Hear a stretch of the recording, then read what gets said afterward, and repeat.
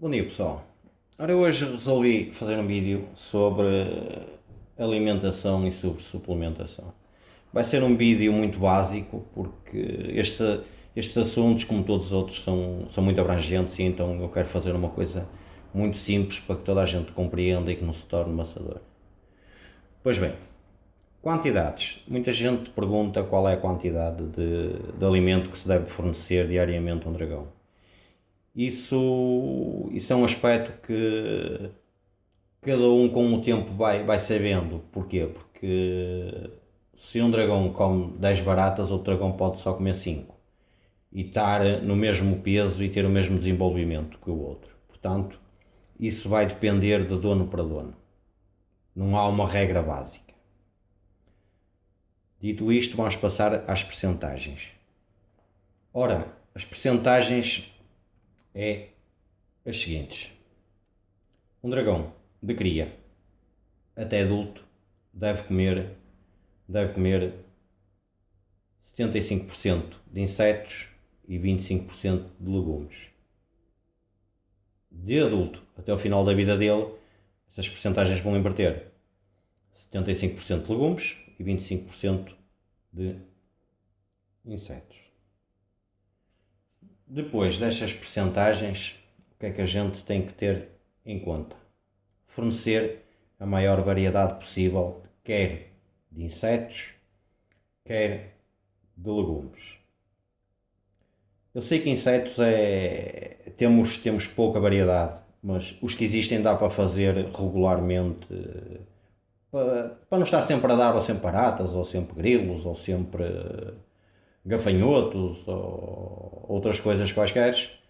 Dentro deste número reduzido, a gente pode fazer uma rotação que torna a variedade maior. Mas por agora vamos falar nos legumes. Isto é a dose diária que eu dou ao meu dragão que é adulto. E então o que é que eu tenho aqui? Tenho couve roxa e alface. Uma pequena nota sobre a alface. A alface só se torna má quando é dada todos os dias ou quando é dada em excesso. Isso deixa de ser benéfico e passa a ser prejudicial porque tem o efeito de provocar diarreias. E então a gente não quer isso. Portanto, a gente tem que ter cuidado para fornecer, por exemplo, de 15 em 15 dias ou 3 em 3 semanas alface. E essa quantidade torna-se benéfico porque a alface é composta por 70% de água e como tal ajuda a hidratar a nível interno o dragão. Lista, mas antes disso, eu vejo a dar frutas aos dragões. Não façam isso. Não façam isso porquê? Porque, como toda a gente sabe, a fruta é muito rica em açúcar. E o açúcar da fruta é a frutose. Fosse o nome que fosse, não interessa, vamos tratar por açúcar. E o açúcar não é benéfico. Como para nós seres humanos não é benéfico, para um animal ainda muito pior. Portanto, meus amigos, por exemplo, não é banir por completo a fruta, mas dá muito esporadicamente. Eu vou dar um exemplo. Na altura da melancia, tal como a alface é muito rica em água, a gente pode oferecer uma vez, ou pode oferecer um cubinho para ele comer, para se hidratar. Mas tirando isso, devem evitar a fruta devido aos açúcares. Feito esta parte, vou-vos dar uma ideia de alguns legumes que podem oferecer para fazer uma rotação. E antes disto, eu quero dizer que é assim, não é obrigatório fornecer 3 ou mais legumes por dia, podem oferecer só um. Eu é que faço assim porque gosto de o fazer, isso fica ao critério de cada um. Pois bem, lista de legumes, temos a couve roxa, a alface, temos a couve de coração, temos a couve galega, temos o brócolo, temos a rúcula, temos o espinafre, temos o agrião, temos a salsa, temos o dente de leão. Como podem ver, só aqui está um grande número de legumes que podemos perfeitamente utilizar para variar o máximo possível e fazer uma coisa em condições. Importância dos legumes. O legume é muito rico, rapaz, não é preciso ser nenhum cientista para saber que o legume é muito rico em sais minerais, em vitaminas, e como tal, a gente, como nós, eu faço sempre o parâmetro entre nós e os animais, nós queremos retirar de forma mais natural possível as nossas necessidades nutricionais, e então, como tal, os legumes têm mesmo essa função. Perdão. Nos fornecer as vitaminas e os sais minerais. E depois tem outra coisa, não evita obesidade. Mais uma vez, se nos seres humanos a obesidade é mau, nos répteis ainda é muito mais. Acho que a este nível de alimentação de legumes e de insetos estamos arrumados. Só para acrescentar e para finalizar esta parte, para passarmos à parte dos suplementos. Eu numa semana, que é composta por 7 dias, eu costumo fazer o seguinte: 5 dias dou legumes e 2 dias dou insetos. Sendo que no último dia, no quinto dia, eu costumo misturar sempre uns insetos, que é para equilibrar a coisa, para fazer mais ou menos os 25%. Pronto. Nesta parte dos legumes estamos falados pela rama, porque é como eu digo, podia apresentar aqui tabelas nutricionais e discutir o valor nutricional de cada legume, cada inseto, mas acho que não vale a pena. Passando à lista de insetos, temos a dúbia, a red runner, o grilo, o gafanhoto, a zombofa, a larva do mel, a larva da cera e o tenebro. Temos de ter atenção em não fornecer, voltamos outra vez ao mesmo assunto, não fornecer alimentos muito gordos, porque como toda a gente sabe, a gordura não é benéfico. Então, como tal, a gente tem que começar a pensar e olhar para as tabelas nutricionais e ver quais são os alimentos que têm mais nutrientes e menos gordura para fornecer aos nossos animais. Uma chamada de atenção, que é o tenebro. Eu já ouvi muitas vezes a dizerem: tu és contra o tenebro. Eu não sou contra o tenebro. Não sou contra o tenebro. O que eu aplico a mesma regra ao tenebro que aplico à alface. Se de uma vez de 15 em 15 dias ou uma vez de 3 em 3 semanas lhe oferecerem tenebro, não há problema nenhum. Agora, se forem oferecer todos os dias tenebro, não é benéfico. Basta pegar uma tabela nutricional, mais uma vez, e verificar a composição do tenebro. Certo? E vão verificar que os valores nutricionais do tenebro não são os melhores. Tem um alto teor de gordura e depois tem outra coisa. Tem um exoesqueleto muito duro, que é da mesma composição das nossas unhas. É fácil só para aqui depreender o porquê é mau. Pode ser dado? Pode. Mas não é todos os dias. Como eu disse, tal como a alface. Uma vez de 15 em 15 dias ou uma vez de 3 em 3 semanas, não há problema nenhum. Não vem mal nenhum ao mundo. É só esta parte que eu queria fazer. E antes que me esqueça, que eu lembrei-me agora. Muitas vezes dizem-me assim: o meu dragão não come legumes. Meus amigos, eu costumo fazer esta comparação. Se puserem a uma criança um prato de sopa ou um chocolate, ela com toda a certeza vai preferir o chocolate e não vai preferir a sopa. Então o que é que a gente tem que fazer?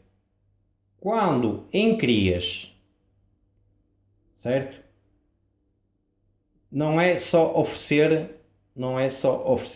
os insetos. Convém oferecer oferecer legumes. Porque se houver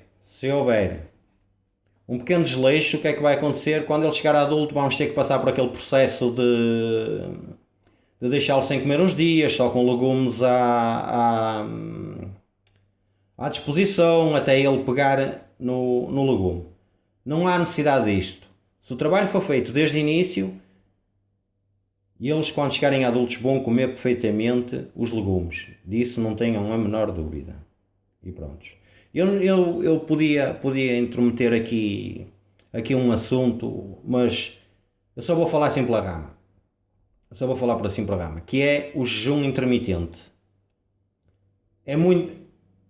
Eu não queria falar sobre isto, mas aí vai. O jejum intermitente é muito bom. É muito bom. E quando se fala no jejum intermitente, o que é que queremos dizer com isto? Por exemplo, uma vez 3 em 3 semanas, deixá-lo um dia sem comer. Isto vai aguçar no animal um apetite maior. Quer o instinto de caça, quer o instinto de sobrevivência, vêm sempre ao de cima. E vão aguçar o apetite. Ou seja, vocês vão reparar que quem faz isso, ou quem começar a fazer isso, vai reparar que o apetite do réptil vai aumentar. Não é obrigatório, não é uma regra obrigatória, nem é obrigatório fazer sempre. Mas se de longe a longe fizerem, não tem problema nenhum e só é benéfico. Esta parte estamos resolvidos. Vamos falar de suplementação. Uma coisa que eu queria chamar a atenção, suplementação é mesmo isso, é um suplemento para suprir alguma necessidade. Não é o fator principal de fornecimento de vitaminas e sais minerais. Nada disso. Por isso é que eu digo, a alimentação é muito importante para fornecer a maior variedade nutricional. As luzes e o aquecimento é muito importante para fornecer e produzir as quantidades necessárias para o bom funcionamento do organismo e o bem-estar do animal. Pois bem, chamando isto à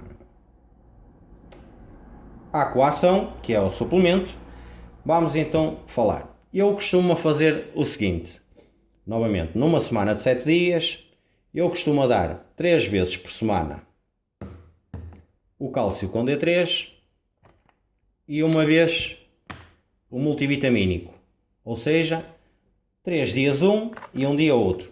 Nunca dou junto porque o cálcio tem uma apetência para eliminar certos minerais do multivitamínico e por isso chama a atenção que não deve ser dado em conjunto. Há marcas que têm, atenção, há marcas que têm e tem o cálcio, tem o multivitamínico, tem essas coisas todas, mas eu tenho esta opinião e vou ficar pela minha opinião. Como disse, não vou debater essas coisas, porque teria que debater aqui outros aspectos e para não ficar maçónico o vídeo, vou ficar por aqui. Porquê é que isto está aqui? Ora, eu tenho aqui este cálcio com D3 e este multivitamínico. E tenho aqui este cálcio com D3 e este cálcio com multivitamínico. O que é que eu costumo fazer? Eu durante 2 meses dou este e nos outros 2 meses dou este. Faço assim porque têm percentagens diferentes e então eu pelo seguro faço assim. Outra coisa, há marcas que oferecem como o caso da da Arcadia, fornecem o cálcio, o multivitamínico e o D3 em separado. Eu gosto de funcionar assim porque é mais seguro e a gente não sabe a percentagem que há de dar. Então, o que é que a gente vai fazer? Deve jogar sempre pelo seguro. Mas a gente não sabe qual é a percentagem, não... não deve, é a minha opinião. É mais seguro fazer assim, porque é muito mais difícil o controle sobre as quantidades e as percentagens que se há de dar de multivitamínico ou de cálcio com vitamina D3. Mas isto fica ao critério de cada um. Outra questão que eu queria chamar a atenção, que é a seguinte. Toda a gente sabe que a falta de cálcio no organismo ou nos ossos de um réptil é muito mau. É muito mau, pode conduzir à morte. Mas o excesso também faz mal. O excesso de cálcio. Certo? Então a gente tem que ter cuidado com o excesso ou com a falta. Eu dou 3 dias o cálcio com vitamina D3 e tenho o cuidado de sempre ficar isto, A e U. Isto é a unidade internacional e dou sempre um cálcio, todos eles têm um IU muito baixo. Isto é o nível de pureza, o nível de toxicidade do cálcio. E eu tenho sempre cuidado para, lá está, mais uma vez a pensar na segurança do meu animal, ser baixo, que é para não atingir os limites do perigoso, porque já por si tenho a lâmpada do BA e o BB, já por si faz com que ele produza o D3 e a fixação seja muito maior, e então com isso eu tenho muito cuidado, e então tenho sempre o cuidado de ver as IUs dos meus cálcios e do meu multivitamínico. Outra coisa que eu chamo a atenção é a vitamina D3. Muita gente não sabe, muita gente se calhar nunca se informou, mas a vitamina D3 é uma vitamina muito importante, mas é a vitamina mais tóxica que existe. E por isso é que eu chamava a atenção há pouco da marca ter um multivitamínico por isso é que ainda há pouco chamei a atenção da Arcádia, dos suplementos separados. Então é mesmo por causa disso, porque a vitamina D3 é muito tóxica e facilmente um animal apanha uma overdose. E então voltamos ao início. Voltamos aqui. Eu prefiro dar um cálcio com vitamina D3 com um IU baixo para ter a certeza que forneço ao meu réptil o que ele precisa, o cálcio com a vitamina D3, de forma segura. Os ciclos, como eu já disse, isso depende de cada um. Eu faço este ciclo há muitos anos, que é 3 dias cálcio com D3 e 1 dia com multivitamínico. Prontos, pessoal, isto foi só assim muito pela rama. Podemos estar aqui a discutir as percentagens do multivitamínico, as percentagens do cálcio com D3, a influência no organismo do D3 e afins, mas acho que não vale a pena. Também podemos estar aqui a falar sobre o valor nutricional da couve, da couve roxa e afins. Acho que não vale a pena. Acho que ficou mais ou menos explícito para o pessoal compreender e para ajudar o pessoal que se está a iniciar nos dragões. Vá, pessoal, fiquem bem.